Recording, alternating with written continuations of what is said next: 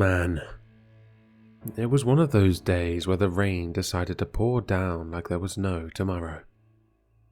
I'm sitting there at the small therapy clinic, staring out the window, thinking about how annoying it's going to be to walk home without an umbrella.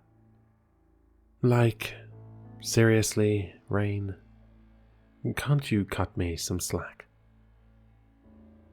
Suddenly, the door swings open, and in walks Kate, the new psychiatrist.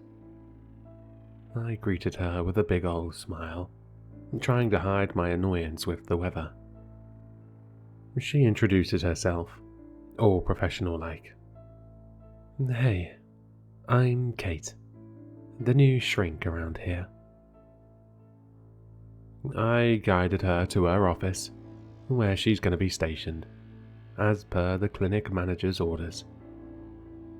The day's been quiet, and it's just me and Kate in the clinic. So, I figure, why not strike up a conversation? I stroll into Kate's office, trying to be friendly. So, Kate, how long have you been practicing the art of messing with people's heads? She chuckles and says, About 10 years now. You know, the usual stuff. Listening to people's problems and pretending like I have all the answers. I'm genuinely impressed, and I ask her how she got into this whole therapy gig. That's when I notice something off about her. She's visibly bothered by something. Being the nosy person I am, I ask her what's eating at her. She hesitates, glancing around like she's afraid someone might be eavesdropping. Patient confidentiality and all that jazz. I push her a bit, telling her it's just us girls. Spill the beans. Finally, she sighs and decides to share the story. All right, fine. But this one's a doozy, she warns, looking dead serious. I lean in, my curiosity on full blast. She starts telling me about this kid named Gabriel, a 13-year-old who gave her the creeps. I mean, 13? Kids that young needing therapy? The world's messed up, man. Kate explains how she met Gabriel and his mum at this run-down house on Mill Street. The boy seemed normal at first, but then she asked what was wrong with him. Gabriel's mum goes on about how since he was 6, the kid avoided going outside like the plague. Windows were a no-go zone too. I'm thinking, okay, maybe he's just an introvert or something. But Kate's face turns serious as she continues. Apparently, Gabriel wouldn't spill the beans about why he was so scared of the outside world. The mum was clueless, and the kid was keeping quiet, like he was holding on to some deep, dark secret. She then continued her story where she visits Gabriel's home, determined to unravel the mystery behind this kid's fear of the great outdoors. On day 1, everything seemed normal. Cartoons, YouTube videos, books with mum. Nothing out of the ordinary. But that window incident, that's what kept Kate up at night. As the day continues, Kate's got her eyes peeled, watching Gabriel like a hawk for any clues. The kid's doing the same routine. Cartoons, iPad, books, all the usual stuff. But then, like clockwork, he inches closer to that darn window. For a whole hour, Gabriel just stares outside, looking terrified. Kate glances out, expecting to see a UFO or a creepy neighbor. But it's just a regular backyard on a cloudy day. Nothing to freak out about, right? Wrong. When Kate asks Gabriel what he sees, the kid loses it. "It's there, waiting for me to come outside," he mutters, voice trembling. Kate's skin crawls, and she asks the million-dollar question. Who is there? The boy screams, "No!" like he's being chased by the boogeyman, and bolts back to his room, treating it like some fortress of solitude. Kate's now officially creeped out, wondering if this kid's imagination is working overtime, or if there's something more sinister lurking. After the 5-hour shift, Kate leaves, feeling a sense of unease. She talks to Gabriel's mum, asking if the boy's ever taken hallucinogenic meds or something. The mum, defensive yet concerned, reassures Kate that she wouldn't let her kid pop pills without a doctor's say-so. Day 1 wraps up with Kate promising to come back tomorrow. As she tells me this, I'm getting goosebumps. I ask, "What did you do on the second day, Kate?" She smirks a bit, saying, "You're gonna have to wait for tomorrow to find out." I roll my eyes, slightly disappointed, but life at the clinic calls. New visitors are streaming in. As I head home, eat dinner, and lay in bed, I can't shake the feeling that Kate's story is going to unveil something dark and twisted. Tomorrow can't come soon enough. The next day crept in, and I was on a mission to wrap up work pronto, desperate to unravel the chilling tale Kate had started. But the clinic was buzzing with visitors, each with their own brand of chaos, and I hustled through the day, managing the madness with a dash of disappointment. By the end of my 8-hour shift, fatigue etched lines on my face. Kate caught the look on my face, and, out of kindness, she decided to spill more of her eerie story. My face lit up like a sunflower under the midday sun. We both left the clinic, making a beeline for Kate's home, where I settled on her comfy couch, eagerly waiting for the next chapter. Kate took a breath and dove back into the tale. On the second day at Gabriel's place, things seemed normal until Kate wanted a quick smoke outside. That's when Gabriel, urgency in his voice, stopped her, warning that opening the door would let it in.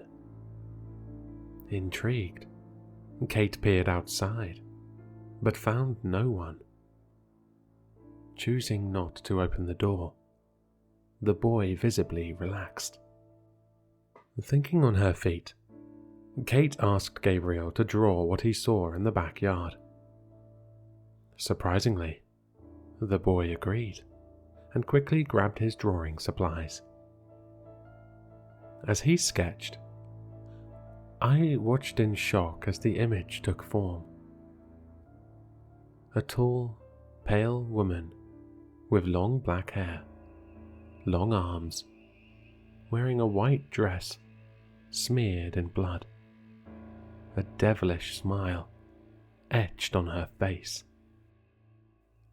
Holy cheesecakes, Kate muttered, her heart racing.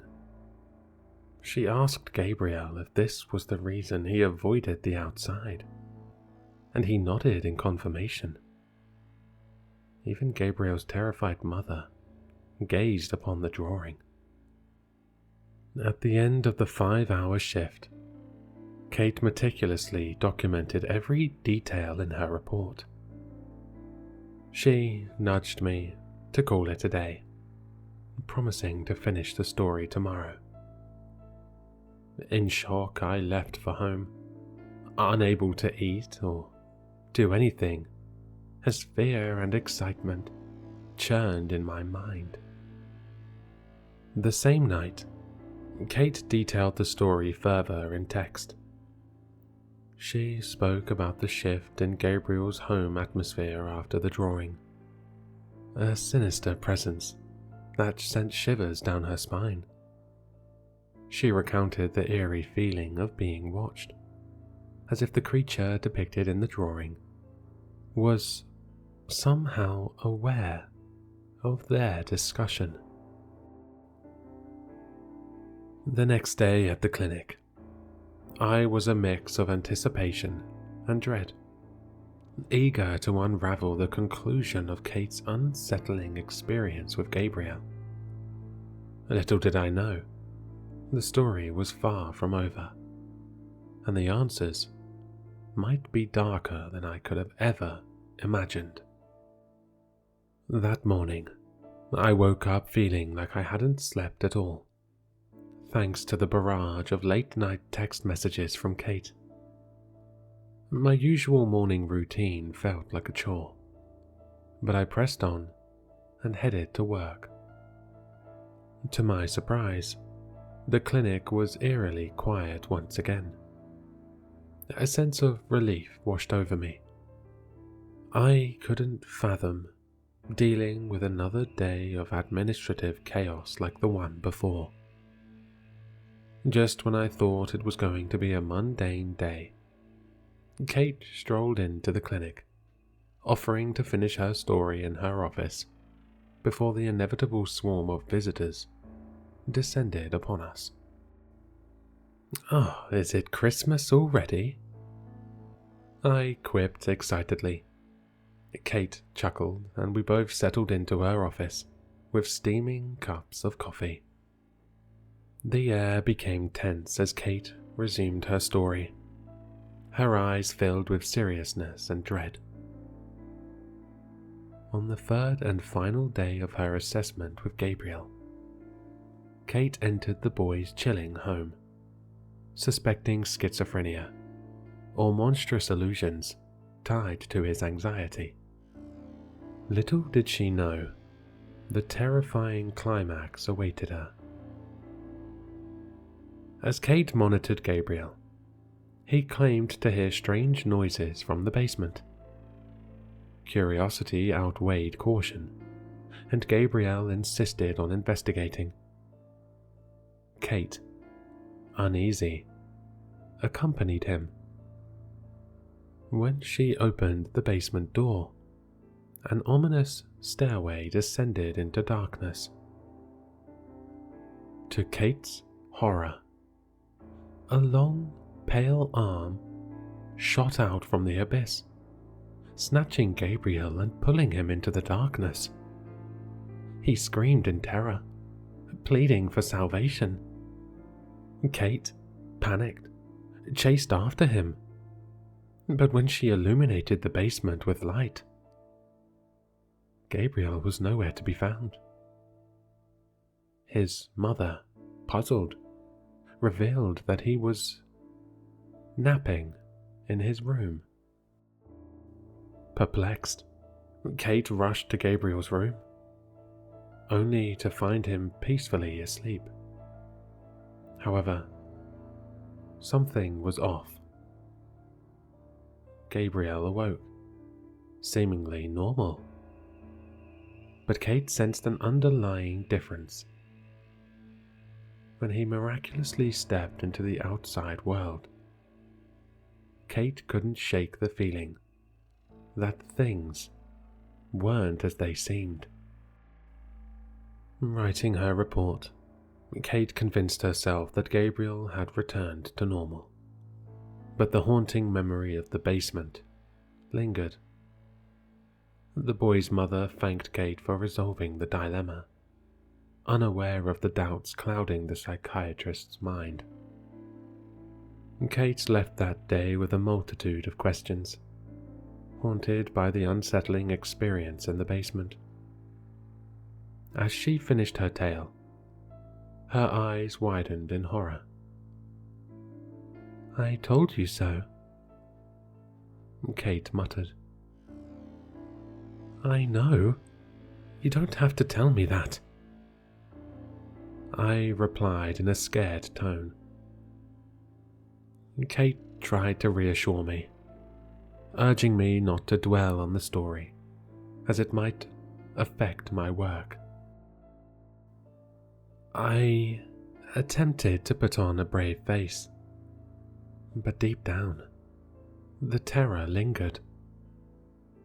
As new visitors flooded the clinic, I went back to my routine, forever haunted by the basement incident in Kate's chilling story, unsure if it was true or a fragment of a disturbed imagination.